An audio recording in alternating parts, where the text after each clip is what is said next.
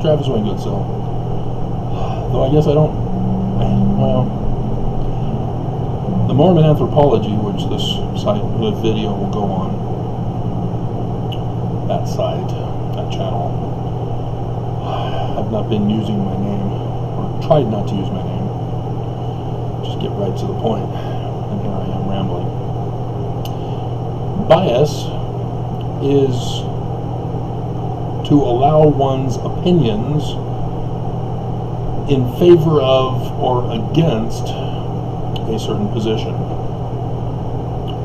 So when dealing with Mormonism, Mormons tend to be biased in favor of the Church of Jesus Christ of Latter-day Saints and all things Mormon, whereas those who leave the church and those who are critical of the church, being Christian or some other religion that is not theirs, therefore their opinion is that Mormonism is anti-favor.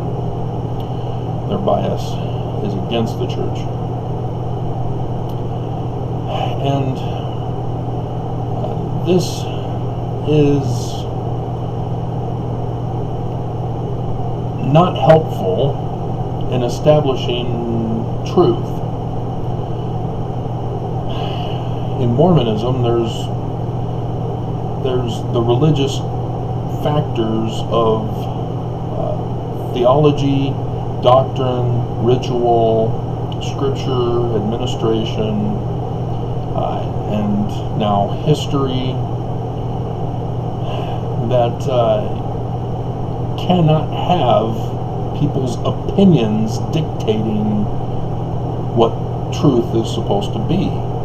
And yet, despite this, biases dictate people's own truth for what the church is and what the church isn't. Oliver Cowdery left the church in 1838. And if people don't actually do the research to find out why and what happened, biases then kicked in to be in favor of the church or against the church. So Mormons will say, well, you know, he lost his testimony, he fell away, became apostate, and tried to kick against the pricks, which scriptural reference. Whereas critics and ex-Mormons say, oh yeah, he knew that Joseph was a fraud and the whole thing was a criminal organization and he was a child rapist because Oliver Cowdery said so and he left.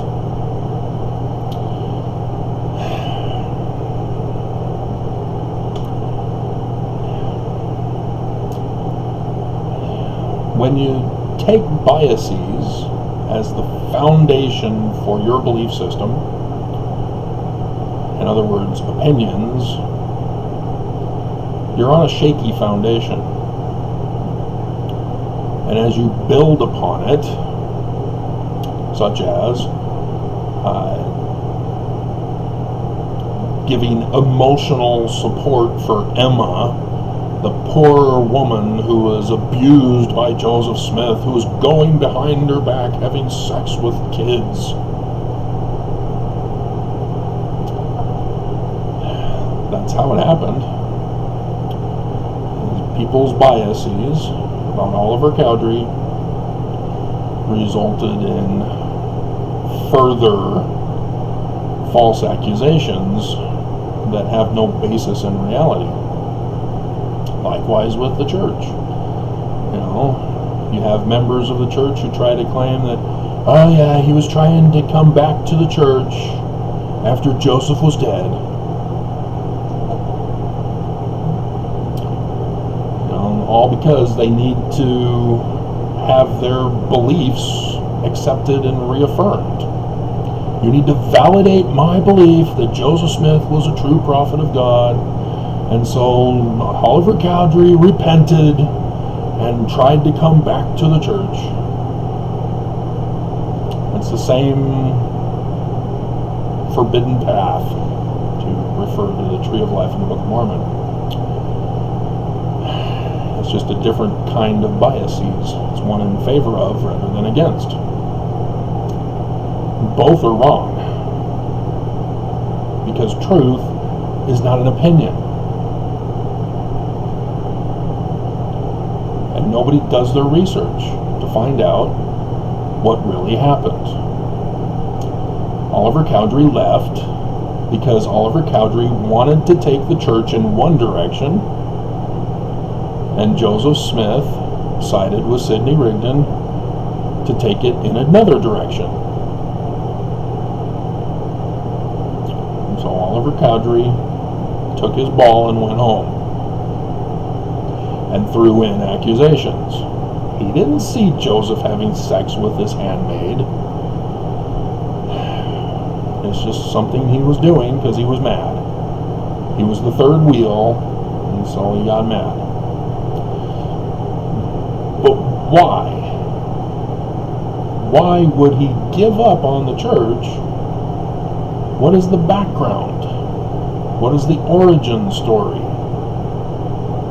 How did Oliver get involved with Joseph in the first place? Nobody bothers to check. Yet those in favor of Joseph love to claim that Oliver Cowdery never denied his testimony that the Book of Mormon is true. They're not going to the origin of what really happened.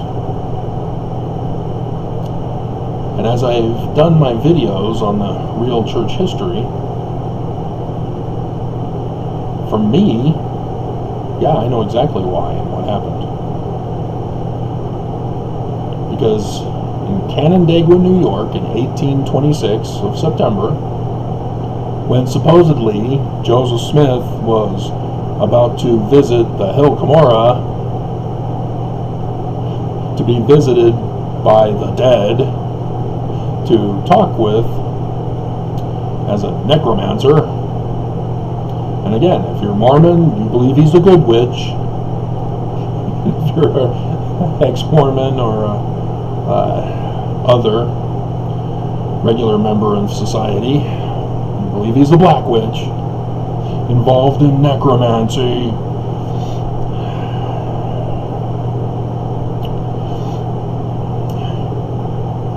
Nobody even bothers to think, wait a minute,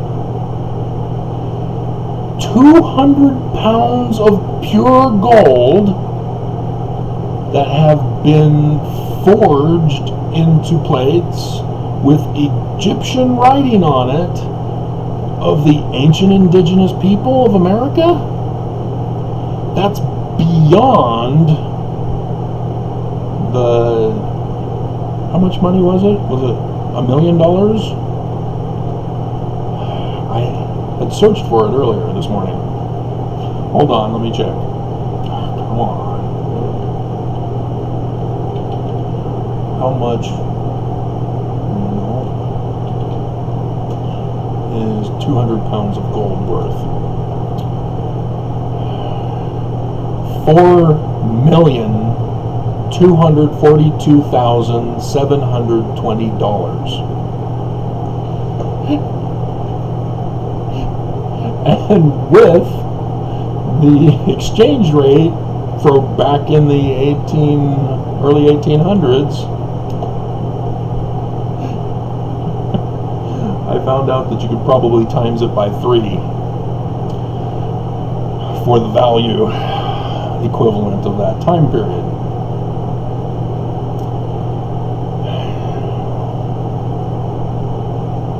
And so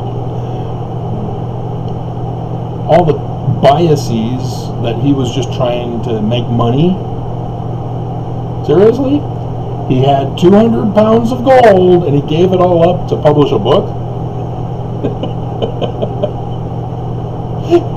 Every single author knows that the likelihood of you being a best-selling author making it rich is slim to none. But people don't think of that when they let their biases cloud their judgment. But Oliver Cowdery is first introduced in the 1838 edition after the 116 pages have to be rewritten.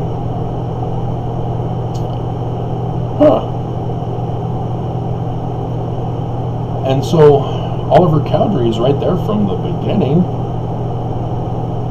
but we don't know what his role was prior to.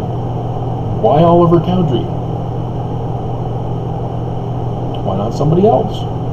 It just so happens that he happens to be an extended family member, but you have to do your research to know that the Cowderys are cousins to the Macks and had lived in Vermont and were involved with the New Israelites. And that involves Jewish mysticism. Oh, the replacement information in the 116 pages.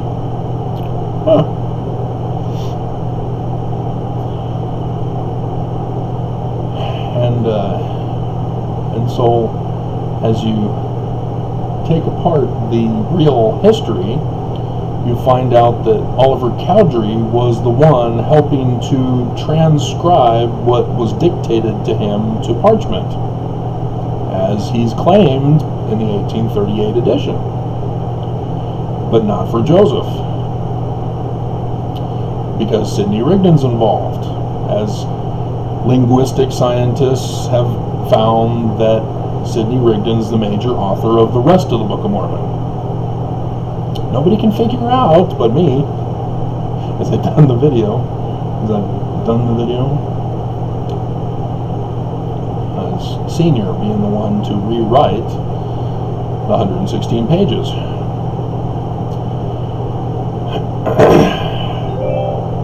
And so the text of the original 116 pages, again, has people all speculating because of their biases, either in favor of or against the church, against Joseph Smith.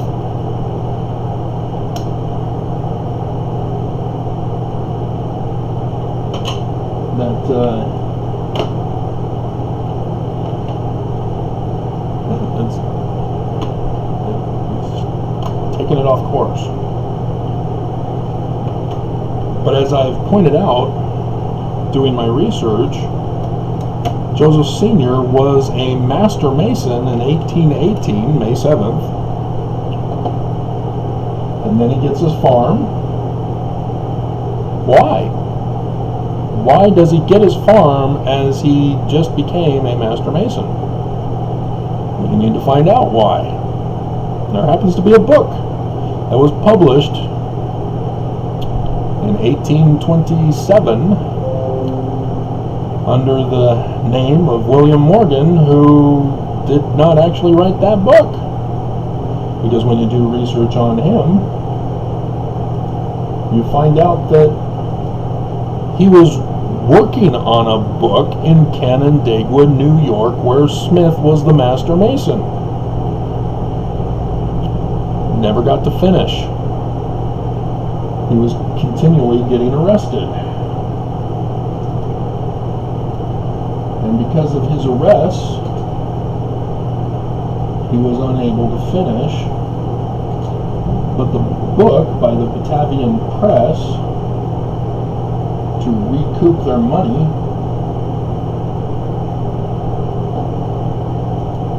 was about the duties and responsibilities of a master mason. That they take care of their membership of the lodge and in the community. Not just the members, but their families as well. Oh, that's why Smith got the farm. He was being helped by his fellow Masons. And so, how did William Morgan disappear? Master Masons helped him flee the country to protect his life. But what about his book? Oh, Joseph Smith Sr. has a son who claims to have talked with the dead, used crystal ball rocks in a hat with Egyptian gold plates, 200 pounds worth, $4 million.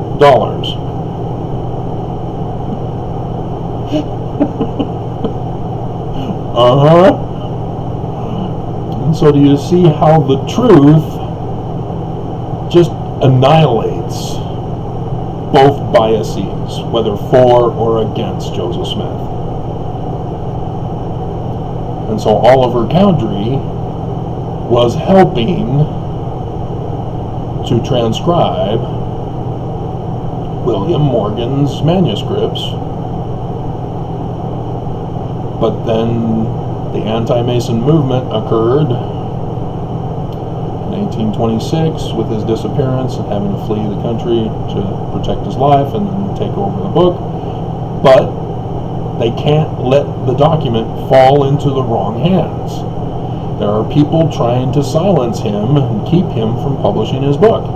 So they want to find those documents. They raided William Morgan's house looking for the documents, trashed it. And so the senior, being in charge, had to find someone else, not associated, not in that area, and to get the documents as far away as possible to someone else who can work on the book. Sidney Rigdon. And so the 116 pages were from William Morgan's work with Oliver Cowdery at the lodge where Senior was the Master Mason. As Junior obviously was involved as well, because Hiram Smith was also a Mason in the Palmyra Lodge, because he didn't have the car to go longer distances, so he would have to walk. So from the farm in Manchester to Palmyra was walking distance, whereas Father got the car. But those things also need to be factored in when you're doing research, because horse versus walking versus horse and carriage, you need to know the economic level. Were they able to afford it? It costs money to get a horse, it costs money to get a carriage. Unless you're able to actually build your own carriage. You got to know those things about the characters you're researching, because there are time constraints. It's not like, they had cars and so they were able to get to wherever they wanted immediately. You're pulling an anachronism.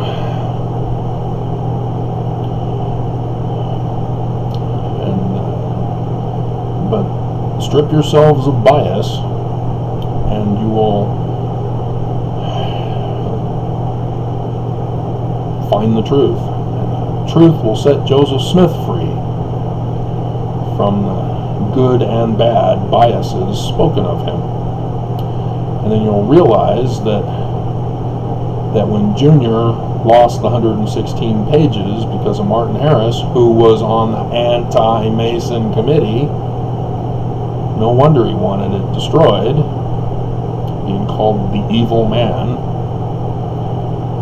is because there had too much Freemason stuff in it, as he was on the anti-Mason bias committee in Palmyra. And so he went back to Palmyra with 116 pages for them to review, and so they needed to come up with some other main document use instead of William Morgan's. The Spalding manuscript found. Solomon Spalding. And so now you can see, as ex-Mormons know all of these various pieces of the puzzle, but they use their biases to make their conclusions rather than putting the pieces of the facts together to realize what the big picture is.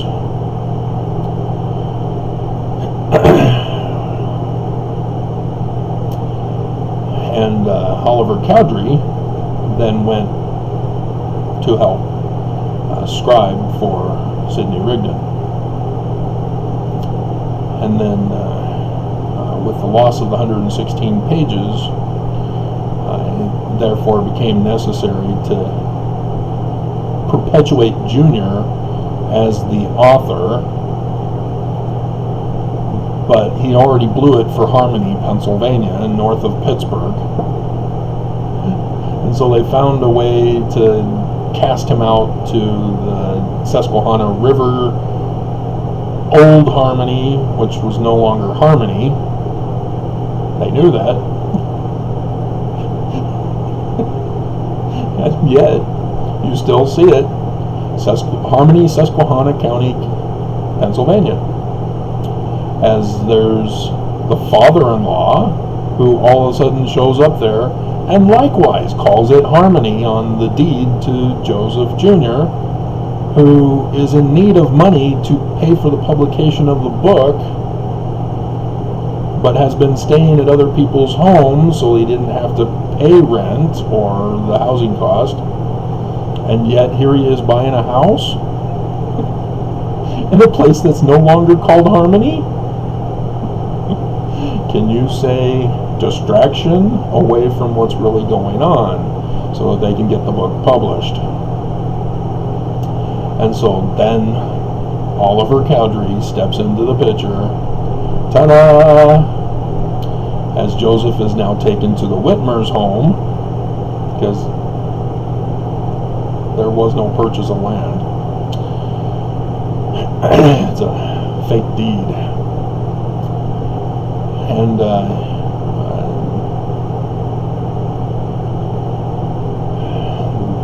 they stay at the Whitmer's. And so is Oliver Cowdery actually scribing for Joseph? No, we know that's not true. 200 pounds of gold, which in and of itself is over $4 million, which is at least 3 times more back then. But its value has been increased because it's forged plates with ancient Egyptian writing on it. So we're looking at lots and lots of value that there's no way Joseph was actually telling people, oh yeah, I found 200 pounds of gold plates and I'm translating them by the gift and power of rocks in a hat. No. You know, Emma, I mean, he's poor. He's struggling to take care of Emma. Joseph, what's this I hear about 200 pounds of gold? As we need food?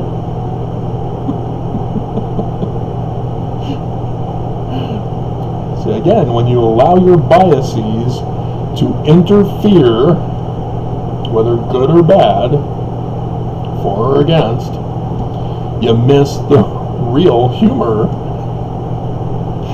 by taking it literally.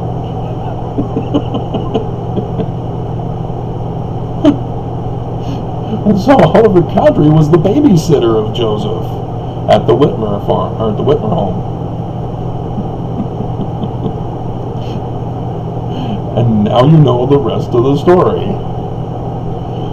That's why Oliver Cowdery was put into a top position, because he had been involved with the whole process. He knew.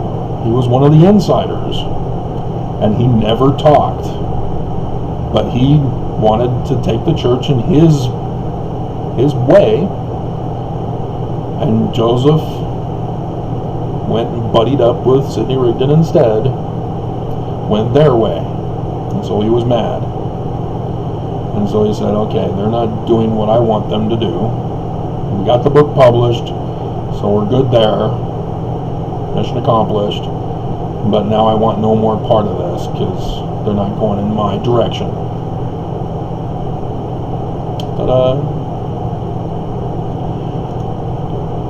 And then he throws in the sucker punch of a false accusation. That's the rest of the story.